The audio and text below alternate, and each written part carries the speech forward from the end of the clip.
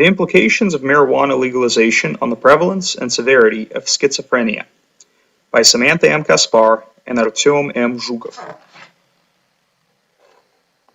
Introduction. The legalization of marijuana in many states may bring with it additional dangers to a segment of the United States population. If left unaddressed, marijuana consumption by individuals who have a predisposition for developing schizophrenia may lead to an increase in the development and the severity of the disease, especially since individuals with schizophrenia sometimes self-medicate with marijuana, regardless of its legality in their respective states, due to a false perception that it helps them cope with the symptoms. That perception is even more troubling because marijuana has been shown to exacerbate schizophrenia in individuals who have developed the disease, and to increase the likelihood of disease development in individuals who have predisposition to the disease. Numerous studies discuss a connection between marijuana use and schizophrenia development.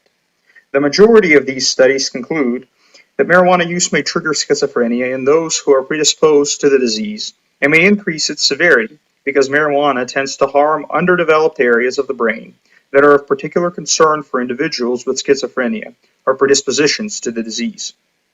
Therefore, states that legalize marijuana should take precautions to help decrease the harmful effect. Additionally, Congress should consider developing federal regulations to help protect citizens from the dangers this drug presents to individuals predisposed to developing schizophrenia, especially when used at a young age. In Part 2, this article will present a brief overview of marijuana's effects on the user's psyche. Part 3 will present some of the triggers and symptoms of schizophrenia. Next, Part 4 of this article will explain the connection between marijuana use and schizophrenia development, demonstrating that widespread regulation is vital to protect the small proportion of the population that will develop schizophrenia from marijuana use. This part will also explain that such regulation is necessary, even if it will temporarily restrict the drug's use by those who will not ultimately face the threat of developing this psychological condition.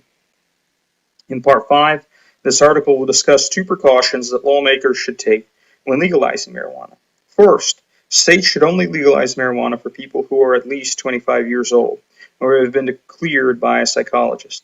Second, schizophrenics should have restricted access to marijuana regardless of their age because of the drug exacerbates psychosis and may negatively interact with antipsychotic medications. Marijuana and the history of its legalization. Marijuana refers to dried leaves, flowers, stems, and seeds from Cannabis sativa, a plant that contains the psychoactive chemical delta-9 tetrahydrocannabinol. When a user smokes marijuana, THC quickly passes through the user's lungs into the bloodstream, acting on specific molecular targets on brain cells called cannabinoid receptors. The user's blood cells carry the chemical to his or her brain. Marijuana affects the central nervous system and can cause feelings of happiness and calm, or feelings of paranoia and anxiety. Other effects include an altered perception of time and distance, impaired judgment, unsound decision-making, loss of coordination, slowed reaction time, sleepiness, and trouble thinking. Marijuana is the most commonly used illegal drug in the United States. Approximately 1 in 10 adult Americans used the drug within the past year. Nearly one-third of the United States population used marijuana at least once. Laws regarding the use and possession of marijuana have changed in recent years, and many states have legalized the drug for medicinal or recreational use. 29 states and the District of Columbia have passed laws legalizing marijuana in some form, either for medical use, recreational use, or both. Many people believe that federal and state governments should legalize marijuana because of its potential economic benefits. Harvard economist Jeffrey Myron calculated that if federal and state governments legalized marijuana, both would experience significant savings. Federal, state, and local governments would save approximately $8.7 billion per year in law enforcement costs. In addition, marijuana taxation would raise approximately $6.2 billion per year if the government taxed the drug at a rate similar to alcohol and tobacco, an amount that would allow the federal government to obtain an extra $13.9 billion per year in tax savings, or tax revenues. Other potential benefits of marijuana legalization include reduced crime and positive medicinal effects for those suffering with certain physical conditions. Opponents of marijuana legalization cite possible concerns with addiction, mental health, and physical health. Specifically, opponents point to the potential for higher rates of lung cancer and birth defects as reasons not to legalize marijuana. Part 3. Schizophrenia. Schizophrenia is a chronic, severe, and debilitating brain disease that affects approximately 1% of the United States population ages 18 and older in a given year. The potential development and worsening of schizophrenia also presents an argument against marijuana's unrestricted legalization. Schizophrenia can cause deterioration in thinking, disturbances in perception, and impairments of social function. Positive symptoms of schizophrenia include hallucinations, delusions, thought and movement disorders, a monotonous voice, and emotionless face. Negative symptoms include social withdrawal, the inability to make decisions, and a lack of motivation and emotion. Both positive and negative symptoms typically begin between ages 16 and 30. A person rarely develops the disease after age 45. The most common age of schizophrenia onset is 27 for a female and 25 for a male. Schizophrenia treatments include antipsychotic medication, psychosocial treatment, rehabilitation, cognitive behavior therapy, and self-help groups. These treatments may help to relieve many symptoms of the disease, but most people with schizophrenia suffer from symptoms their entire lives. Schizophrenics attempt suicide more often than the general population, and approximately 10% die by suicide. Studies also show that individuals diagnosed with this disease are 4 times more likely to engage in violent conduct. The rates of violence can be far higher for non-schizophrenic individuals who use drugs. Medical experts believe that several factors can cause schizophrenia. Foremost, experts have identified a genetic component to developing schizophrenia because of a recent study involving 28,799 schizophrenic patients, and because of the disease's prevalence among those individuals with affected relatives. Other possible causes of schizophrenia include the malfunction of a gene that creates certain chemicals in the brain, an imbalance of dopamine and glutamate, and environmental triggers. Part 4. Connection between marijuana and schizophrenia and the implications of marijuana legalization on schizophrenia. Unfortunately, the effects of marijuana use in individuals with diagnosed or undiagnosed schizophrenia are not always at the forefront of the marijuana legalization debate. This may be because schizophrenia is not a widespread psychological illness, or because of the effect of marijuana use by schizophrenics is not widely known. Nevertheless, the legalization debate should consider the drug's availability to schizophrenics and individuals who have a predisposition for developing the disease. Because carefully crafted marijuana laws could prevent many of marijuana's harmful effects on people who are susceptible to this psychological disorder, legislation that is conscious of these problems could decrease schizophrenia's harmful effects. Part A. Introduction to the connection between marijuana use and schizophrenia development. Many individuals may perceive marijuana as a harmless recreational drug, but its use can cause harmful results. For instance, marijuana can result in physiological and psychological effects similar to symptoms that schizophrenics experience, such as visual illusions, paranoia, mood alterations, and memory defects. The research regarding marijuana's impact on schizophrenia includes epidemiological studies finding marijuana use to be associated with developing schizophrenia, even after the studies controlled for several other factors. These studies conclude that a healthy person with no schizophrenia risk factors is unlikely to develop the disease from marijuana use alone.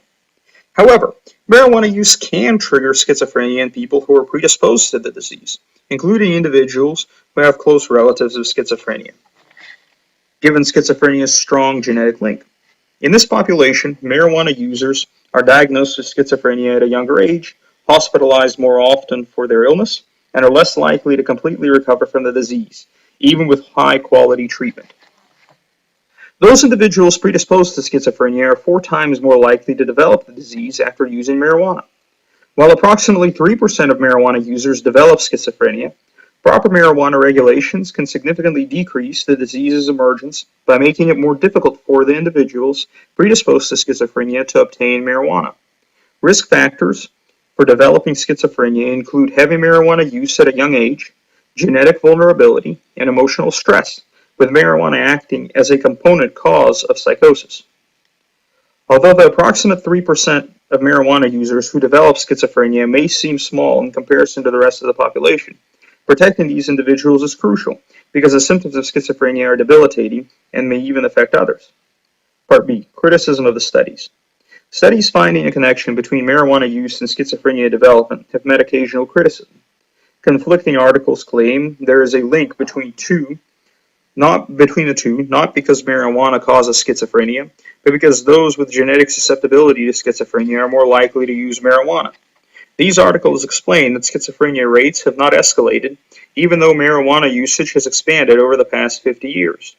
The articles argued that if marijuana increased the chance of manifesting schizophrenia symptoms, the percentage of people exhibiting schizophrenia symptoms would have increased proportionally to the percentage of marijuana use.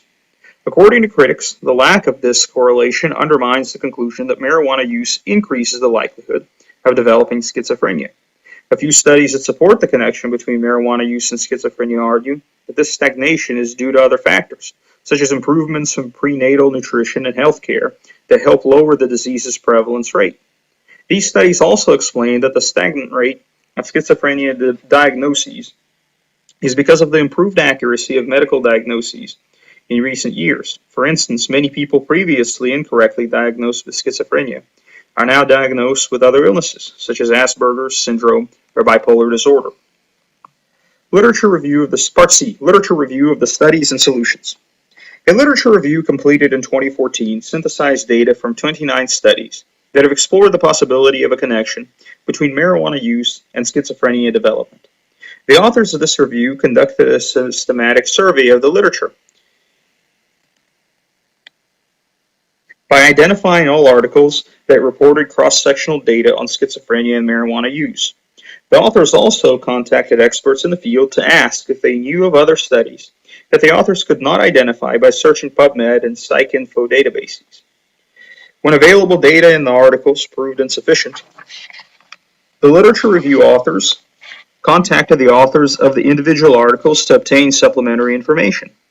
Ultimately, the authors obtained 53 articles, excluding 24 of these articles because of irrelevance or insufficient information.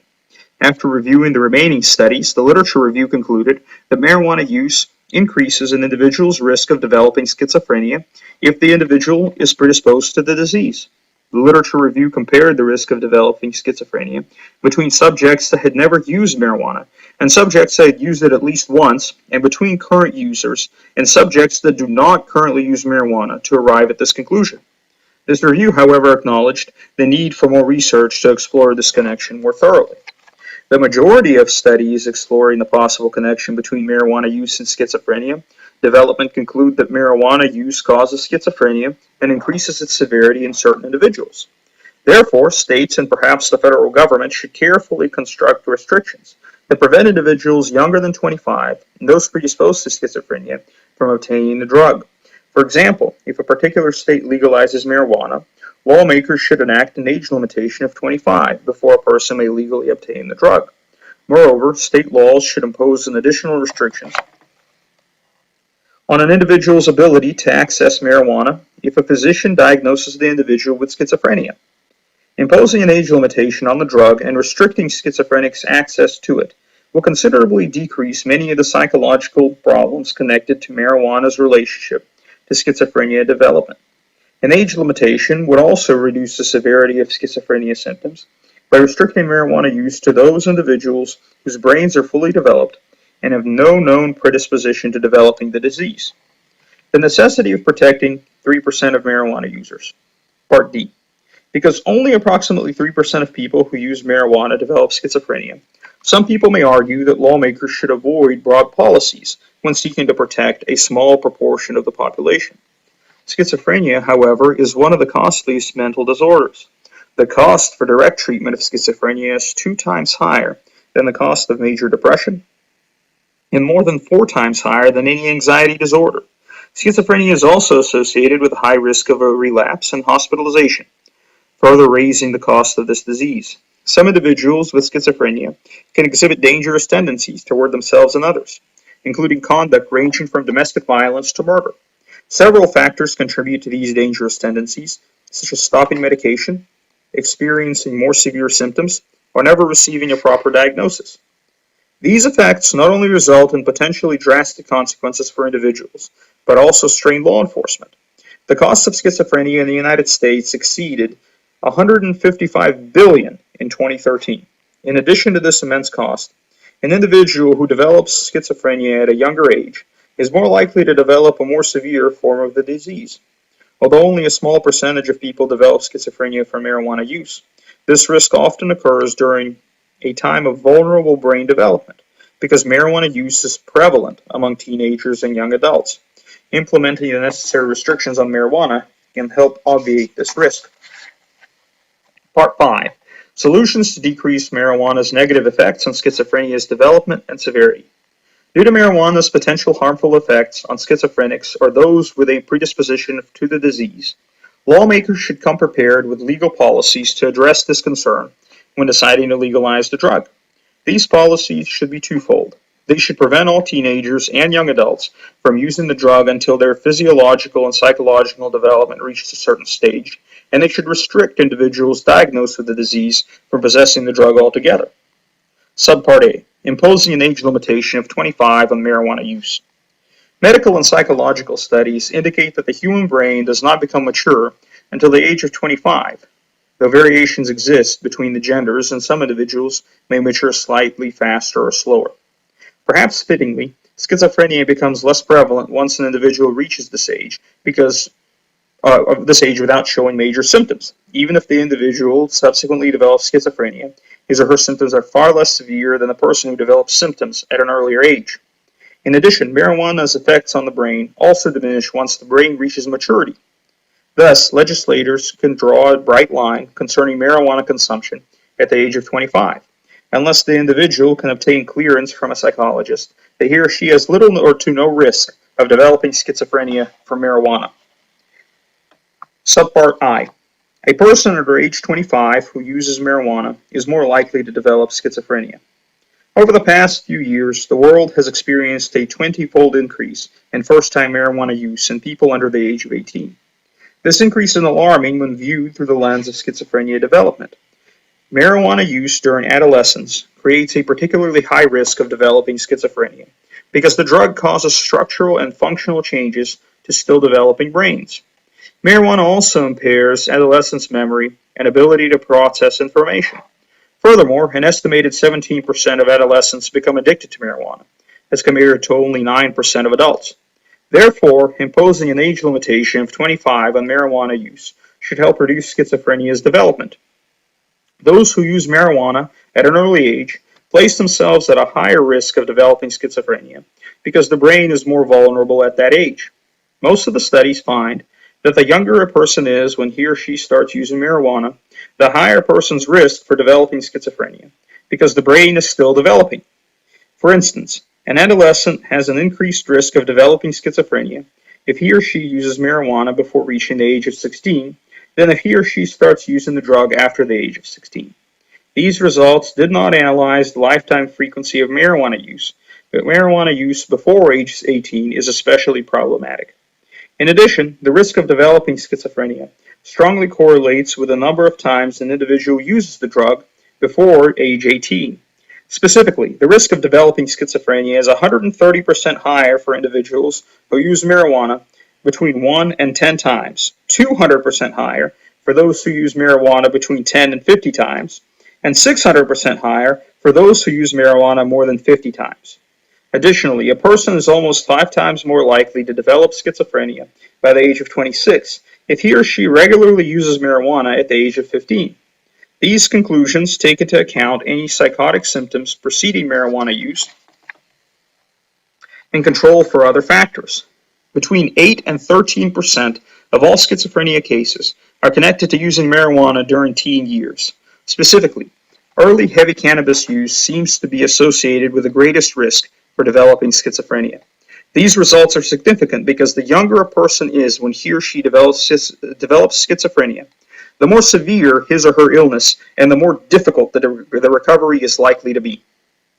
Part 2. Effects of marijuana on brain development in people under 25. A teenager who uses marijuana develops abnormal changes in his or her brain structure more often than the teenager who does not use the drug. These abnormalities continue to exist many years after the individual ceases consuming marijuana. This research indicates that the drug causes long-term effects when a person starts to use it at a young age. The brain abnormalities that occur in these teenagers are very similar to schizophrenia-related brain abnormalities. The younger a person is when he or she uses marijuana, the more normally his or her brain regions are shaped, demonstrating that the brain is more susceptible to marijuana's negative effects if an individual uses the drug at an early age. In this specific study, 90% of the marijuana users who developed schizophrenia started to use marijuana heavily prior to developing the disease. Marijuana use before the age of 25 presents a particular danger because the brain is still forming during the teenage and young adult years. Tissue is continuing to develop connections between brain regions and produce the cells that process information. Neurodevelopment is particularly active during childhood and adolescence and continues at least age 25. The frontal cortex, which is the area of the brain that controls planning and impulses, develops last. Unfortunately, the frontal cortex is also the area most affected by schizophrenia. Using marijuana while the brain is still developing can cause a substantial and negative impact on brain structure, volume, and the quality of white matter, a cause of schizophrenia. Brain structure, volume, and the quality of white matter mature during adolescence through young adulthood and affect learning and brain functions. In addition, researchers believe that using marijuana while the brain is still developing boosts the level of dopamine in the brain, which may lead directly to schizophrenia. The brain is less vulnerable to these negative effects after it has finished developing.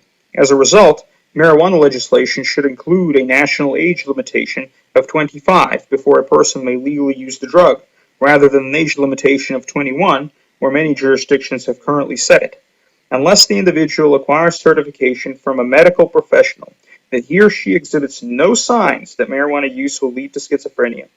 This age limitation should help decrease marijuana's negative psychological effects. Subpart 3. Detrimental effects of an earlier age of schizophrenia onset. A recent study found that marijuana users develop schizophrenia almost 3 years earlier than those who did not use the drug. This study provides evidence of a strong relationship between marijuana use and an earlier age of schizophrenia onset. These results are concerning because the age of onset appears to be related to the severity of the disease and a more negative prognosis for subsequent escalation. Imposing an age limitation of 25 on a person's ability to access marijuana should help delay schizophrenia's onset. There are many benefits to delaying schizophrenia's onset age, since generally the earlier that schizophrenia develops, the more severe the disease and the worse the prognosis. According to a recent study, an individual with earlier onset schizophrenia experiences more intense cognitive defects, while individuals who develop the disease later have relatively preserved cognitive functions. In a study of hospitalized schizophrenic patients, those who developed schizophrenia at an age below the median onset age were more likely to show cognitive impairments, negative symptoms, and a behavioral deterioration than those who developed schizophrenia at an age above the median, 25 for males and 28 for females. Patients diagnosed with schizophrenia at an older age also exhibited fewer and less severe positive symptoms and required lower daily doses of antipsychotic medications. Moreover, schizophrenia in a person under age 13 is approximately 20 to 30 times more severe than adult-onset schizophrenia.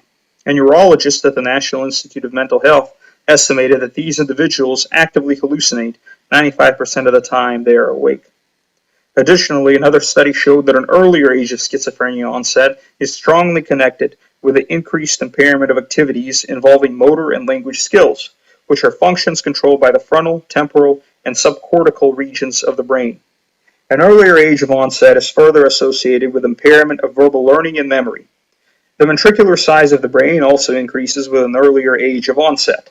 This fact is significant because studies have shown that greater ventricular size predicts a poorer outcome for schizophrenics in terms of the disease's severity and a person's recovery. Subpart 6. Strategies to help prevent people under age 25 from obtaining marijuana. In Colorado and Washington, the marijuana industry currently targets children and teenagers with edible and colorful products such as pot tarts, ring pots, and coupons for marijuana products. This type of packaging is designed to appeal to youth. The marijuana industry's intention seems similar to the tobacco industry's one secret campaign aimed at youth, attempting to get teens addicted to marijuana and make them lifelong customers. One argument commonly made against legalizing marijuana is that it would facilitate adolescents' ability to obtain the drug. This argument, however, does not consider countermeasures that governments should implement alongside the drug's legalization. It is vital that the Drug Enforcement Administration punish the marijuana industry's targeting of children and teenagers. Furthermore, education and other preventative strategies should accompany legalization. Congress, along with state legislatures, should make it a criminal offense to sell marijuana to a person under age 25 and provide for stricter enforcement of the statute. Otherwise, it may be relatively simple for a young person to obtain marijuana once legalized, despite the increased risk of schizophrenia development that its consumption brings at that age. The savings the government received from marijuana's legislation could fund these countermeasures. Part B. Psychological clearance as an alternative to use marijuana. Some may argue that imposing a restriction on marijuana use for anyone under the age of 25 may be overly broad despite the potential benefit of preventing schizophrenia onset in some individuals. The majority of the population would not necessarily benefit from an age restriction as far as schizophrenia is concerned. Therefore, state legislatures should consider adopting an additional measure to balance the popular support for marijuana's legalization with the state interest of preventing schizophrenia's onset or minimizing its effects. Rather than enacting a categorical ban on anyone under the age of 25 using the drug, legislatures should consider permitting marijuana use at an earlier age if the person receives clearance from a psychologist to do so. After thoroughly screening for symptoms indicating that a person is at risk for developing the disease, a psychologist could grant clearance to an individual under 25. While diagnosing schizophrenia may be quite difficult, especially when it comes to a single psychological evaluation, the process can have several positive outcomes. For most of the population wishing to use marijuana before their 25th birthday, the evaluation would clear them of any risk factors for schizophrenia and allow them to purchase the drug. If nothing else, the evaluation would allow medical professionals to screen for a disease that often goes undiagnosed for years. For patients who show signs of schizophrenia or exhibit the potential to develop the disease in the future, the evaluation would give them notice to avoid marijuana use altogether. In addition, the evaluation could incentivize a patient to seek further diagnoses to determine whether he or she has schizophrenia or another mental disorder that sometimes presents with similar symptoms. At this point, the evaluating psychologist should avoid granting clearance for marijuana use until the psychologist determines that the patient does not possess either schizophrenia proclivities that place the patient at risk for developing the disease in the future or another illness that marijuana use could exacerbate. Once the psychologist makes these determinations to a reasonable degree of confidence, the psychologist could clear the patient for marijuana use. No simple scan or blood test will enable psychologists to diagnose schizophrenia. Rather, these specialists will rely on diagnostic interviews conducted between the patient and the psychiatrist. The psychiatrist should check the patient's mental status by observing the patient's appearance and demeanor. The psychiatrist should also ask about the patient's moods, hallucinations, delusions, and substance use, and ask whether the patient is experiencing violent or suicidal thoughts. For many years, the criteria that psychologists used to diagnose schizophrenia were very fluid. This led to many misdiagnoses. Over the last 2 decades, however, recently developed diagnostic tools have become precise enough to reduce misdiagnoses, although the misdiagnoses occur in approximately 10% of cases. In addition to asking a structured series of questions aimed at finding out how the patient is thinking, the psychiatrist should also consider other background information, such as family and personal history. Most psychologists today use the Diagnostic and Statistical Manual to diagnose schizophrenia. The manual considers 4 main types of symptoms when determining whether an individual presents with schizophrenia: delusions, hallucinations, thought disorders, and negative symptoms such as apathy or withdrawal. Because mental disorders can be complex, the psychologist may make an initial diagnosis, called a working diagnosis, which the psychologist may later change when the psychologist is more familiar with the patient. The following are all features that the psychologist should note. Withdrawal. Has the person withdrawn from friends and family? Does he or she spend all day in his or her room and refuse to spend time with the family? Strange ideas. Has the person expressed strange ideas about being spied on or persecuted? Has the individual developed strange religious ideas or ideas about aliens? Does he or she relate things that happen in the world news to himself or herself? Risky behaviors. Has the person started to drive dangerously or started to harm himself or herself? Has the individual become sexually disinhibited? Did the subject have any recent altercations with the police? Emotional responses. Does the person appear afraid or agitated for no reason? Does the individual's responses appear blunted or blunted emotionally or paradoxically, appearing happy when something bad happens and sad when something good happens? Changes in activity. Has the person given up studying or work for no apparent reason? Does the subject stay up at night and then sleep during the day? Has the individual started to attend church frequently or spend lots of time shopping? Has he or she been spending lots of money on things he or she does not need? Performance. Has the subject's performance at work or college suddenly declined? Has the person become lax with personal hygiene or obsessive about it? Has he or she become very forgetful? Does the individual forget about appointments and arrangements he or she has made? A psychologist will diagnose a patient with schizophrenia upon meeting 4 conditions. The person must have at least one clear symptom that is characteristic of schizophrenia, such as hearing voices. The symptoms must have been present for at least 1 month, and the disturbances to the individual's life must have been evident for at least 6 months. The symptoms must be impacting on the person's social functioning or their occupation, such as employment or studying, and other conditions that may cause the symptom, such as the use of street drugs, can be ruled out. Subpart C. Restricting marijuana use by schizophrenics. Lawmakers can reduce schizophrenia's negative effects by restricting schizophrenics or individuals who are predisposed to schizophrenia from using the drug, and by imposing general age restrictions on its use. Numerous studies have shown that marijuana not only exacerbates the symptoms of this disease, but also interferes with effective treatment. Since schizophrenia often affects more than just the patient, such as the patient's caretakers or individuals who are harmed if the patient becomes violent, legislators across the country should consider limiting schizophrenics' access to the drug. While a patient may not necessarily resort to violent action because of marijuana use, THC may harm a patient who is trying to combat schizophrenia. These additional effects outweigh whatever benefits an individual may gain from consuming marijuana. Subpart I. Symptoms exacerbation in schizophrenics who use marijuana. Since the 1970s, scientists have known that marijuana can harm schizophrenics. In 1978, one of the first studies explaining marijuana's negative effects on those diagnosed with schizophrenia demonstrated that marijuana use as an independent variable produced a serious exacerbation of psychosis in schizophrenics whose illness was well controlled with antipsychotic medication. Every time each subject used marijuana, the individual experienced exacerbation and deterioration of his or her condition.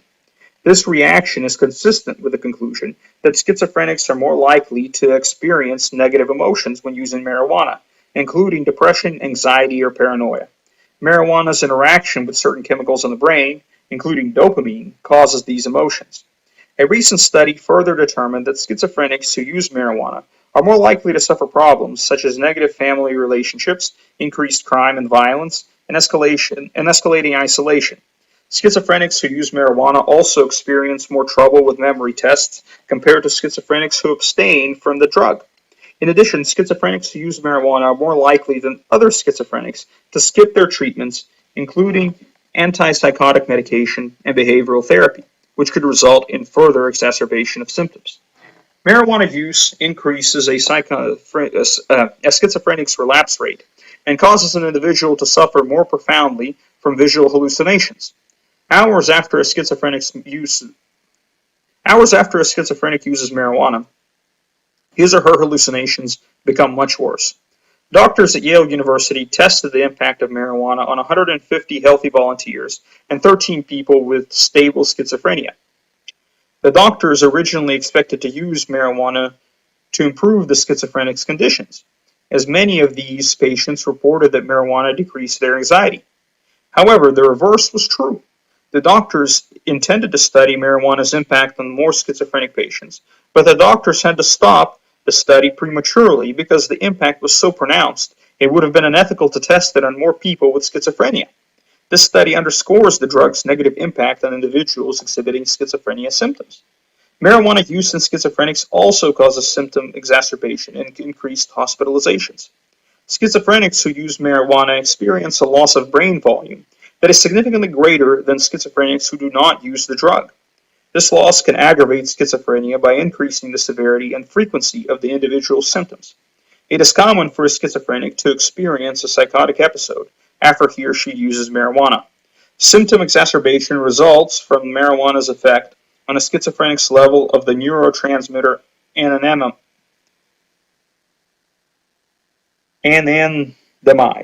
Studies have shown that people with higher levels of anandamide experience fewer psychotic symptoms.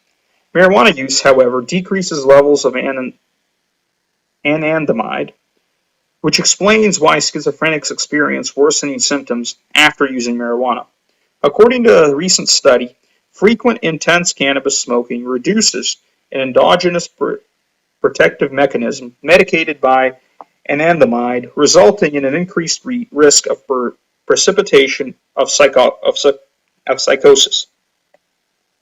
These findings make it even more imperative that access to marijuana is restricted for individuals with schizophrenia or at risk of developing the disease. Subpart 2. Marijuana's harmful effects on antipsychotic medications.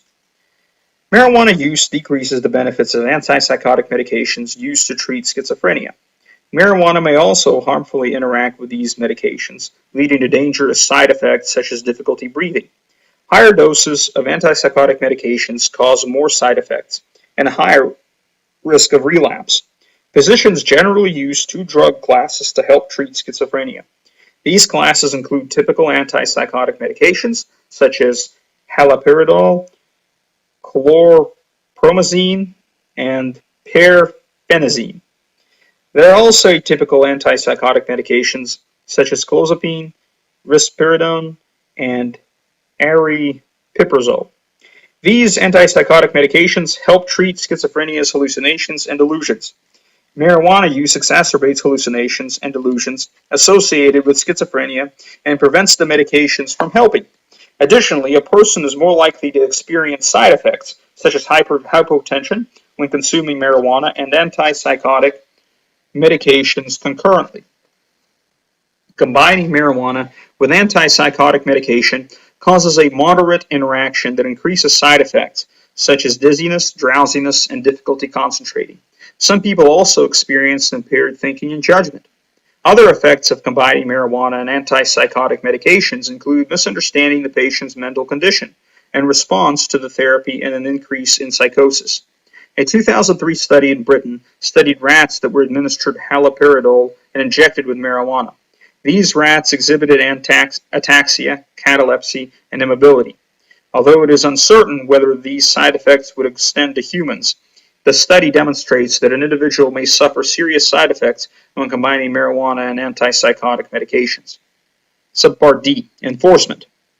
The above scientific findings demonstrate that individuals under the age of 25 should avoid using marijuana unless cleared by a psychologist.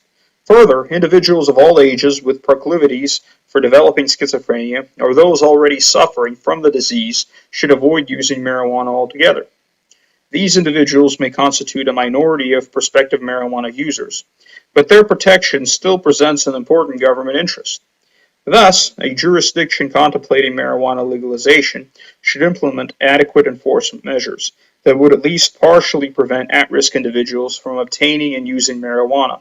While enforcing laws that restrict certain individuals' ability to use marijuana will undoubtedly be difficult, such difficulty is no reason to avoid the necessary regulation. After all, the fact that individuals might break the law is no reason to avoid passing it.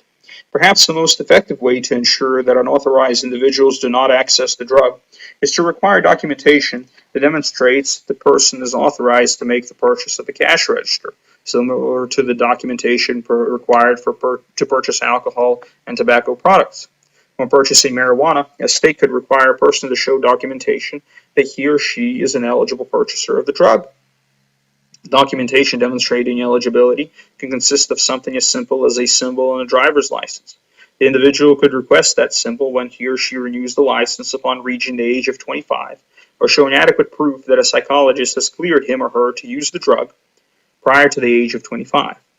Critics may argue that the proposed psychological evaluations and the requirement for documentation to purchase marijuana may suffer from a low success rate. For example, critics may point out that similar age restrictions currently exist to prevent youth from obtaining alcohol and tobacco products, but young people frequently do so anyway by simply obtaining these products from people who have authorization to buy them. Critics may also point out that governments experienced significant problems reducing marijuana use across the nation when the drug was entirely legal, or it was entirely illegal. Curtailing marijuana use in a jurisdiction where the drug is legalized would present even more difficulty. While difficulties will persist in restricting access to cannabis from unauthorized users of the drug, these approaches would be beneficial in important ways. First, at least some individuals would avoid violating the law to avoid punitive measures. Second, others wishing to comply with the psychological evaluation requirement would receive an evaluation that would lead to the potential diagnosis of schizophrenia that may otherwise go untreated. This evaluation would advance the government interest of ensuring that citizens who show risk factors for schizophrenia receive early diagnosis and treatment. Finally, while individuals who are diagnosed with schizophrenia could circumvent the law by purchasing marijuana from illegal sources, they would have a strong incentive to avoid such conduct. Their disincentive would result from the conduct's illegality and information that psychologists would provide to them concerning the dangers of consuming marijuana if diagnosed with schizophrenia. While passing a law and successfully enforcing it remain two very distinct actions, the fact that some individuals may ignore limitations on marijuana use does not reduce the benefits of these limitations to others. Part 6. Conclusion. Marijuana causes negative effects on the brain that may increase a person's risk of developing schizophrenia. However, legalizing marijuana has potential benefits, such as increasing government revenue, decreasing violence, and providing relief for certain medical conditions. When a state legalizes marijuana, it should develop safeguards to ensure that people under the age of 25 cannot obtain the drug. Additionally, state and federal lawmakers should take steps to restrict schizophrenics' access to the drug. Implementing these safeguards will decrease marijuana's negative effects on the development and severity of schizophrenia, and that will improve society.